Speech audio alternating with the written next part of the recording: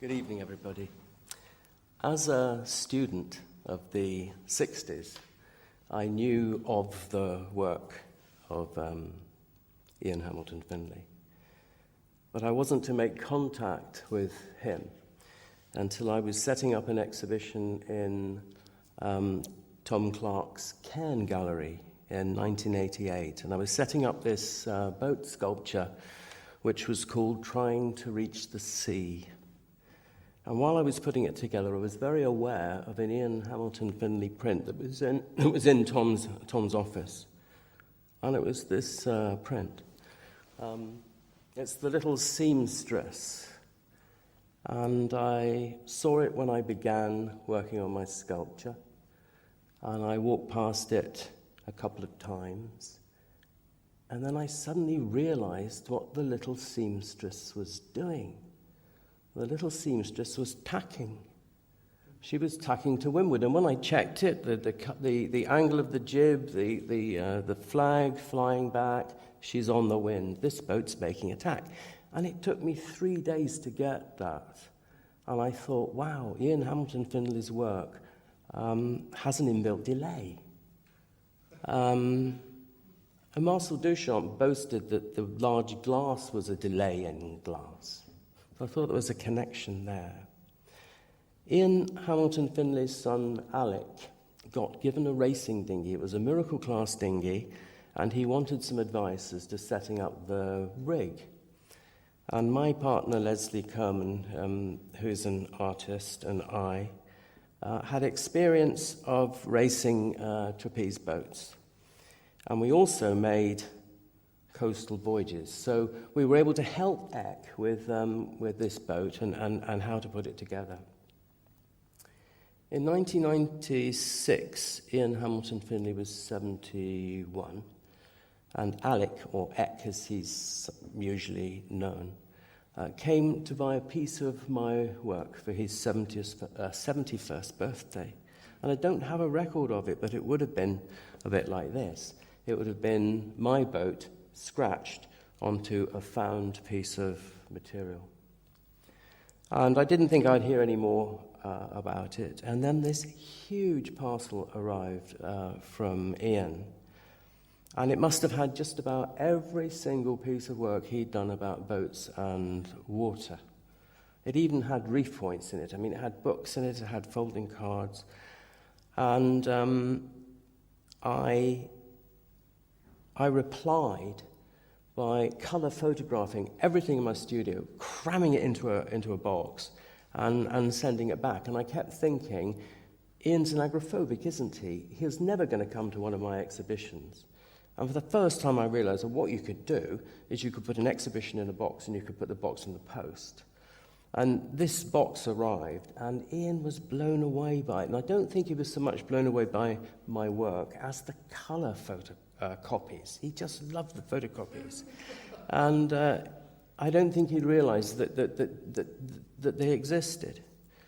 One of the things I put in the box was this picture of my first boat. And it's a boat that I built when I was 10. And the guy on my left is 8, and the other guy's 6. And we built this boat, and we made it significantly from found materials. And Ian wrote back, and he said, "Your first boat in the photo is jolly good, and so much better than mine. I am very impressed with it. My first boat was made by cutting diagonally through a tea chest and then joining the two halves. An oil drum was added to each side for stability. There was space under the seat, and by stretching the imagination a very long way, this could rank as a cabin. I used to anchor it, that is, tie it up in the harbour, and often returned to find my craft dangling ignominiously on the end of its bow rope, several feet above the water. Your boat, by contrast, is actually a boat in some essential essence. Eck may have told you that I make very wee model boats about 8 or 9 inches long, quite crude, but they look okay when they're sailing on my Lochen. We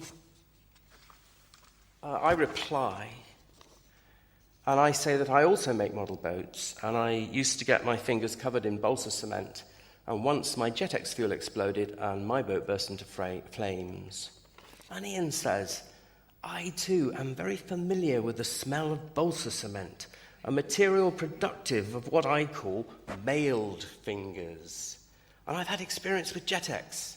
I had a wee balsa boat powered by Jetex, and if you don't mind success, lasting only half a second, it was, yes, a success. And I think what's significant about this is that we're two artists, but we're meeting as children.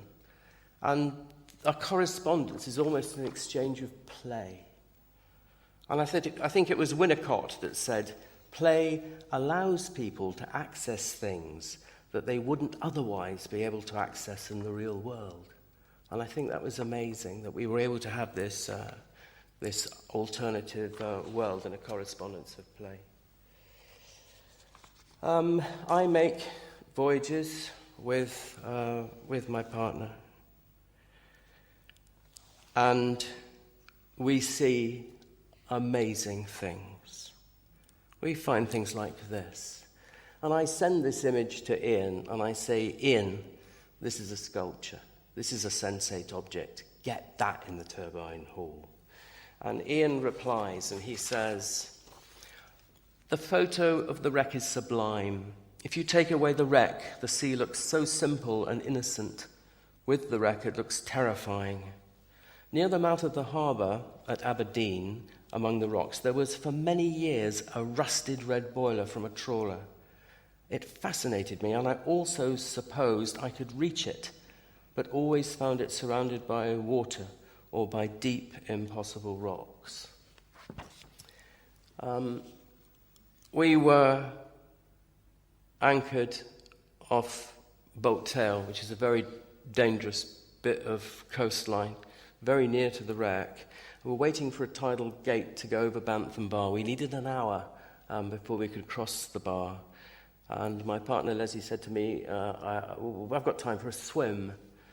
And we rode into this little strip of sand, and to my astonishment, there were two huge ship's boilers on the beach.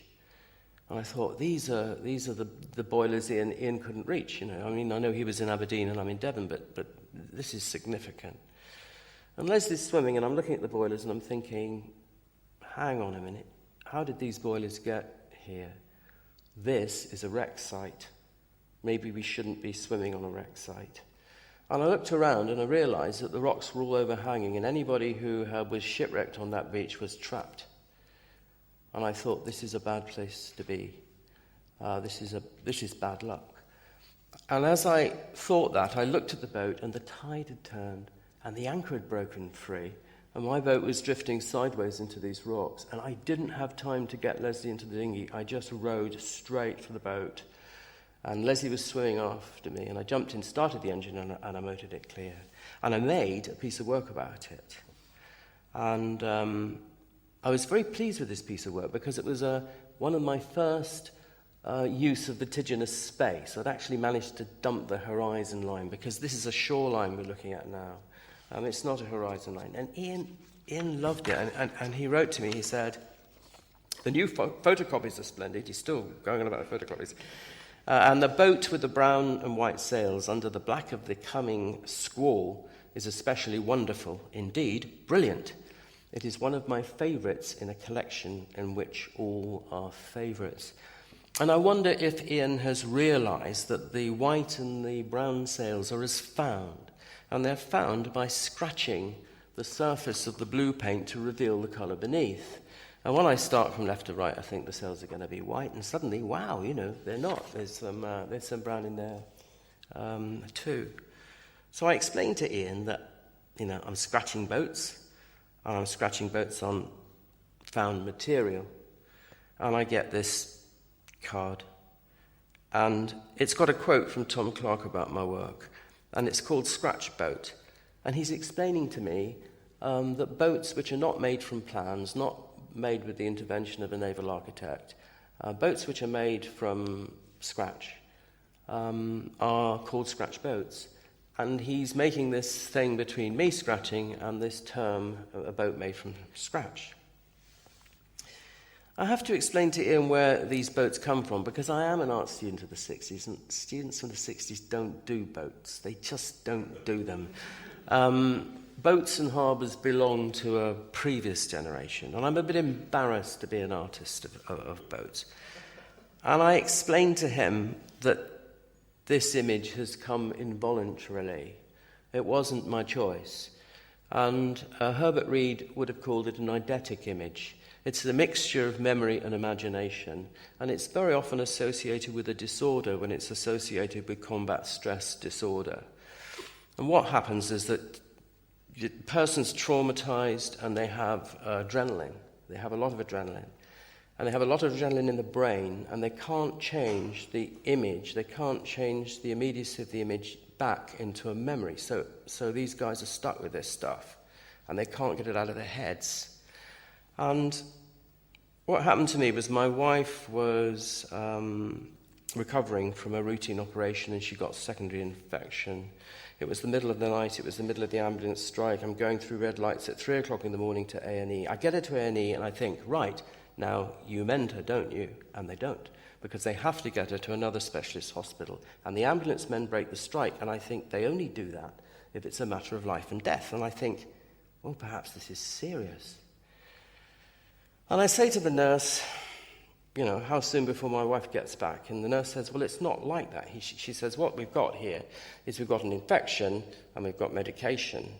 And the medication is fighting the infection, and the infection is fighting the medication. And we have to see which one wins. And I say, well, what do I do? And she says, you wait. And fortunately, my wife returns to me. But I scratched this image here because it's the space that I experience the eidetic image in. And I go to Tom Clark and I say, well, you know, what do you make of this? And he says, well, we know the boat goes to the left, we know the boat goes to the right, but actually it's going to go away from you or it's going to come back to you. He said it's on a boundary. It's beyond human contact, and you've actually got it on a boundary where it's either going to leave or return. And I explained this to Ian, and Ian sent me this. And I said to him, that piece of work you sent me, that's the space I'm looking for in my work. And Ian said to me, this is your work. And through playing with his boats on Lochen, he's desperately trying to fix this space that I described in my letter to him. And I sent this painting to him about flatness that I did about it, because he said he liked flatness. And there was this extraordinary little ellipse in the photograph. I don't know if you saw it. And I said to Ian, did Pia throw a stone in to define this plane in space? And he said, no. He said, a fish jumped. I thought it was wonderful that this fish could join in, you know. And he says, thank you so much for flatness. I think it is wonderful, really exciting. I am thrilled. I can't tell you how much pleasure it gives me. It snows. It snows in Devon, which is unusual. And if it's snowing in Devon, you can be pretty sure it's snowing in Scotland. And Ian makes this folding card about snow thoughts, but they're thwarts, which of course are seats in boats. The spring won't come in Scotland. And I'm saying to Ian, all the springs in Devon. He said, well, it's not here in Scotland. And he gets very depressed. And Stephen Bound was explaining to me that sometimes the works of art in Little Sparta are seasonal. They depend on actually blossoming and leaves growing. And Eck Finlay has prepared a video for the Tate where he describes Little Sparta as essentially 4 rooms, but these 4 rooms only occur in the spring when the leaves come out and actually make the rooms. So Ian is depressed and he's impatient for the spring. And I say to him, Ian, I'll take you on a voyage, and by the time we come back from the voyage, the spring may well be here. And he's agoraphobic, he's not going anywhere, he's not going on a voyage. So I prepare him a 20-day postal voyage. And I send him a piece of work in the post every day for for 20 days. And Stephen Bann was saying how hard-pressed these postmen are with these things going backwards and forwards, having to deliver this stuff. But anyway, here we go.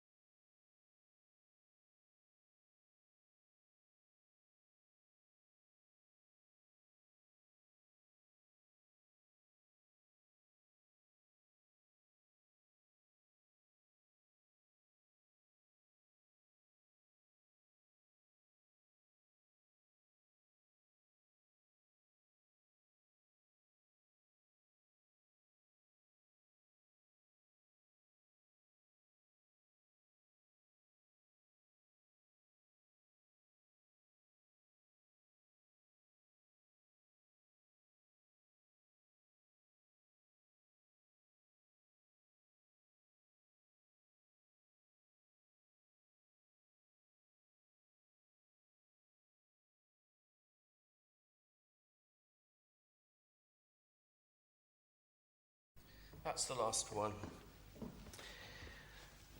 And I'm very curious about why Ian's depressed. People tell me he's always depressed. But I say to him, you are an artist, with an international reputation. Why are you depressed? And he says to me, although I have had many exhibitions in posh galleries, I still feel that my work endures in a kind of solitude, only seldom relieved. For beyond that is the hope, the need to find a serious audience. And I think he was able to find the contact through his correspondences that he couldn't find from exhibitions. He couldn't go to them, he wasn't there, he couldn't see them. And so I think the correspondences helped him to do that. Eck is seeing all this work flying around, and he's thinking, hang on, maybe we've got an exhibition here. And he starts planning an exhibition in the Pier Gallery in Orkney with Ian and I and another guy called Ian Stephen.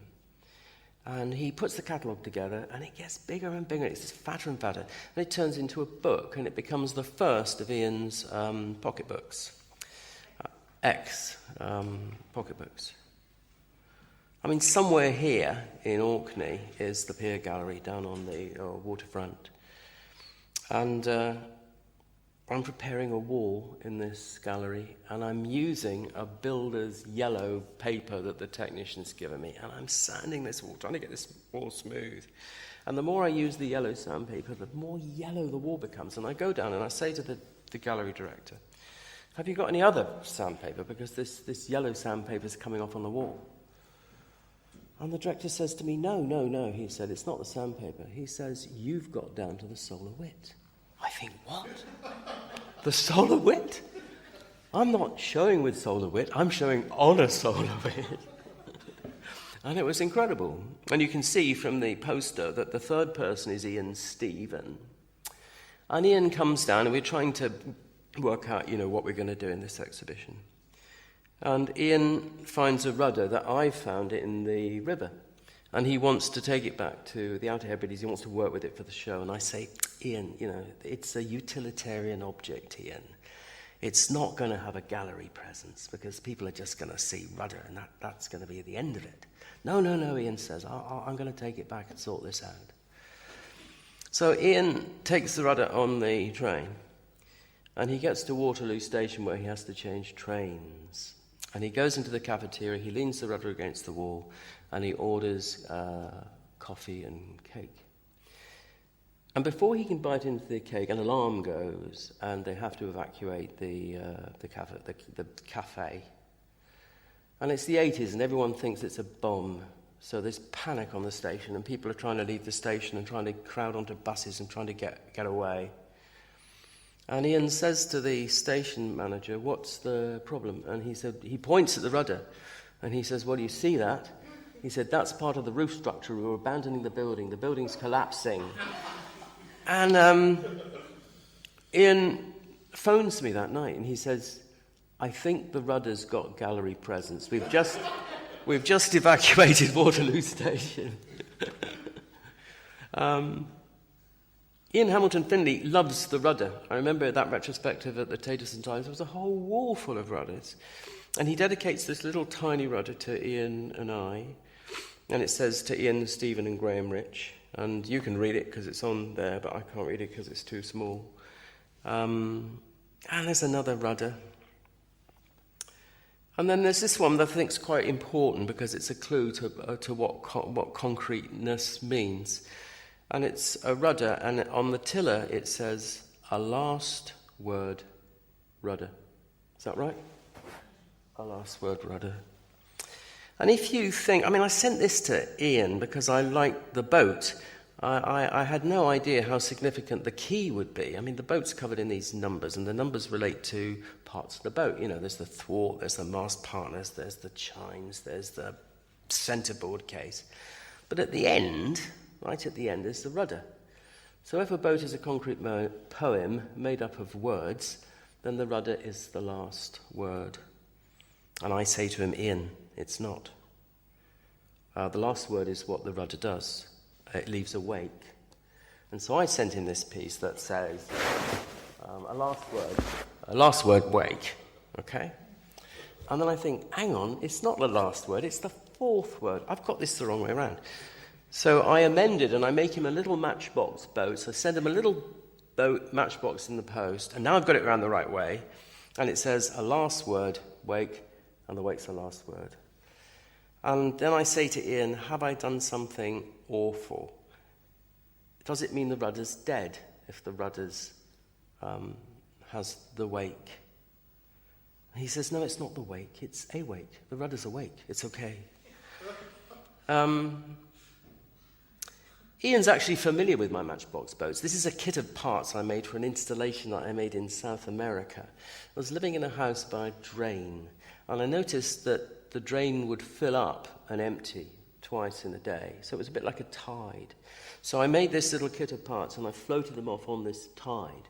And the tide would come in, and I'd photograph the boats, and then the tide would go out, and I'd photograph the boats. And they were always in this perpetual change, and they were always moving. And it was in green waters. And Ian asked me if I would make him a boat, and I said, well, you can have one of these, one I've already got. This was an artwork, and I cut the boat out, and making a virtue of loss, I'd given it to Ian Hamilton Finlay. Ian made lots and lots of matchbox boats. This is one, I think it's called Bluebell, and this is how it arrived, all packaged in polystyrene, and then you'd open the matchbox, and it was a boat called Bluebell that he'd found. This was a Swan Vestas matchbox that came in this little package. And I opened it, and what do you find inside of it? You find a signet. It's called signet inside the Swan box.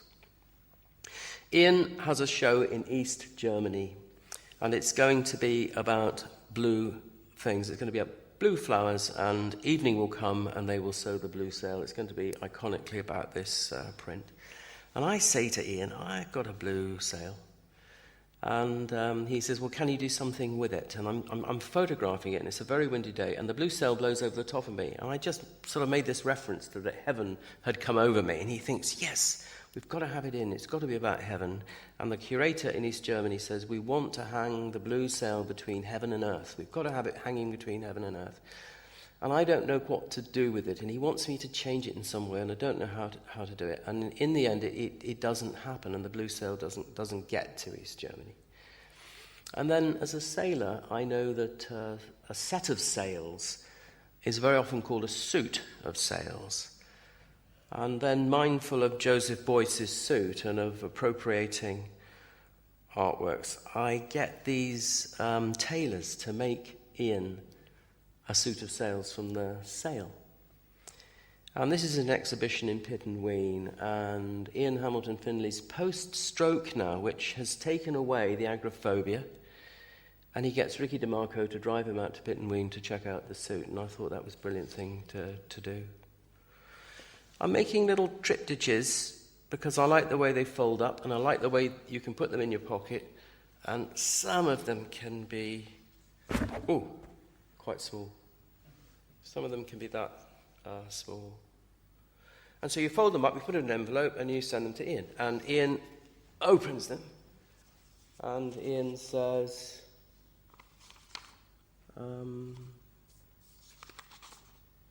"Thank you for the folding piece. This is an excellent way of presenting your work."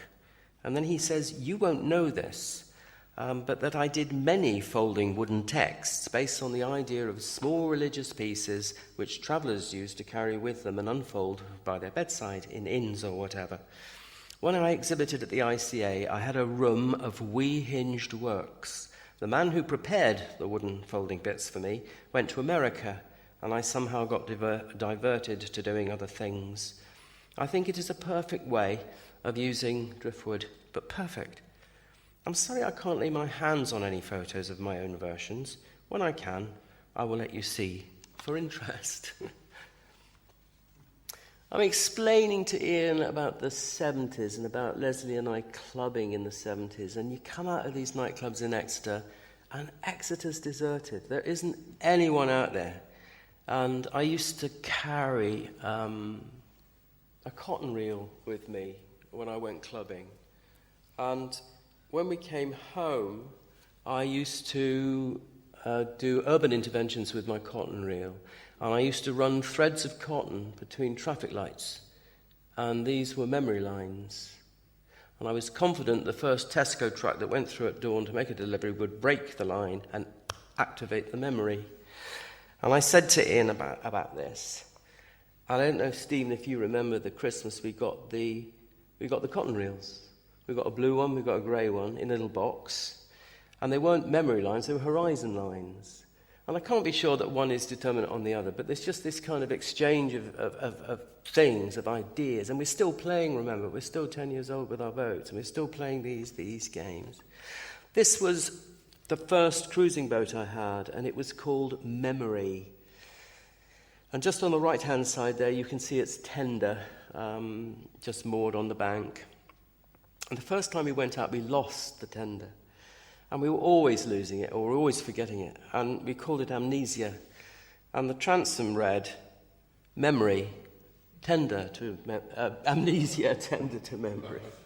And Ian loved it, and Alec did quite a bit of work from it. I'm astonished at the way the work we find is like the place where we find it. This is the River Dart. We've got these huge, long reflections on the Dart. And this is a piece of wood we found on the Dart, which looks like where we found it. Alex says we've got to go to Little Sparta. So we go to Edinburgh, we hire a car, and we shoot off to see Ian Hamilton Finlay. So that's Alex, it's Ian Hamilton, it's me, and I think it's Piers' feet. We're about to set off around the garden, and there's a deluge, there's a downpour, it rains. And I say to him, what are we going to do? And he says, don't worry, I'll fit you up with some clothes. So here we are wearing Ian Hamilton Finlay's clothes. I've got his waterproof, Leslie's got his boots. And Leslie's written a memoir about our voyages. And in it she's written this phrase that the found is more powerful than the made. And we're just going behind a hedge, and Ian pops up in the rain, and he takes Leslie to one side and he says, who said this phrase, the found is more powerful than the made? And Leslie said, well, Graham did. And he said, well, I know, but who said it first? And I think he's hoping it's Aristotle or Plato, because I think he wants to reference it. And it's not, it's me, I said it. And I think what he really, really wanted to say was that the found is more concrete than the made. I think he wanted to say that the concrete poem is more powerful than the made poem in some way. And this is his iconic poem, Green Waters. And it's all made from found boat names. They're all found material. Technology is speeding up communications. I can get a phone call from Ian. He can say, turn the fax machine on, and the fax will come rattling out, and it'll have things like this, and I can't read it, but you might be able to, which is, I'm not sure if this is correct. Can you check it for me? I'll phone back in a minute. And I have to get on my bike, and I go and visit a boat builder, and we check out Uffa Fox's drawings, and the boat builder says it's okay. And I get back just to pick up the call, and I say, Ian, this is all right, you can go ahead with it. I think we've sorted it. Ian and I discuss signature theory, because I'm amazed that no matter how many hundreds of people Ian works with, and in how many hundreds of different materials he works, it's always an Ian Hamilton Finlay. It always has his signature. And I'm interested in it, and he explains to me that as artists, we must have boundaries. He says we can't just do what we want. And he says when we determine the boundary, we define our identity. And when we find our identity, if we're lucky, it may originate a signature. And in saying that, he's saying that the signature is an indeterminate process. It's not like branding or making a logo. It's something that has to come through you as a consequence of who you are. And I say to Ian, I'm unhappy about this boat. I think I'm going to edit it out of my boundary. And the day Ian gets the letter, he phones me. And he's really, really angry. And he says, I've sent you a cheque for £5. I want you to reciprocate and send me a cheque for £5. And I want you to do it now. And I send him this cheque for £5. 2 weeks later, it comes back. And it's a limited edition print. It's in a beautiful little folio. And what he's done is he's removed the signature and he's put a little boat from the 20-day voyage. And he's saying, I, Ian Hamilton Finlay, give you your signature. You run with that. And I thought it was an amazing thing for an artist to do for another artist through art. I'm getting near the end now because Ian invites us to lunch. And we have champagne from a collector. And we eat trout. And I say, well, where's the trout come from, Ian? And he said, I caught it this morning in the Lochen. And I say to him, this is the first time I've ever eaten art, because it's all from the Lochen. And he says that amazing thing during lunch. He says, I think modern art lacks affection. And with that, we go out onto the garden. And he's prepared this boat for me to sail on the Lochen, which is a photograph by Andrew Lawson. And afterwards, I thank him for lunch, and I say, well, what happened to the swans? And he said, they've gone. He said, the swans have left. And Stephen Bann's nodding, and he says this amazing line. He says, swans go too far. And I make 3 pieces of work about it, and they've all got swans in them, but they're imperceptible. I mean, they're like this. And even if I show you the close-up, you can't really find them. And I'm having an exhibition in Cork Street with the Gordon Hepworth Gallery, and this is part of my show. And a man comes off the street, and he points at the swans, and he said, I delivered those swans to Ian Hamilton Finlay, and walks off. And I think, well, swans go too far. They've reached Cork Street, Ian, that's pretty good. We exchange our last letters now. And they're about the quality of fading light. And I sent him this picture of my granddaughter, who's 9. And she loves rowing at night. It's February. And she likes the way the oars dip into the stars, because the stars are reflected in the flatness of the water. And to make a game of it, she has to row to the crabber, climb into the cabin and get matches. And each time she gets matches, she has to get one more match than the time before. And then she brings the matches back and we make a work of art with the matches. And this is a painting we make together. And the matches are the 7 matches are in the top left-hand corner. And I, hang on, that shouldn't be happening, but it is, so I'll leave it there. Ian writes to me from his nursing home that he calls his nursery home because he's still a kid. And he says, thank you for writing to me. My dear friend is writing back as I do not write letters any longer. It was quite extraordinarily nice of you to write and send the copy of the picture. I think of your young visitor and matches. And then this is his last paragraph to me. It is evening, and the trees outside the window are all dark now, and the shadows on the wall make a swan. So his last word to me wasn't rudder, it was swan. And I think what I shall miss about Ian is the way he gave me such support. And I found this from 1998, and it's incredible. It's to do with this picture as well. It may well be that you and Leslie are now launched upon your cruise and are upon the high seas. I'm very appreciative of the anchorages. What happiness to be in such places by such means. Very dear to my heart. Long ago, when I was wee, I came ashore from an Atlantic liner by tender to some place in Devon on a morning before dawn. I think that such things happened in those days. To have a boat, to be able to sail, to paint, and to make paintings from sailing, you surely have the elements of a substantial happiness. Thank you. That's it.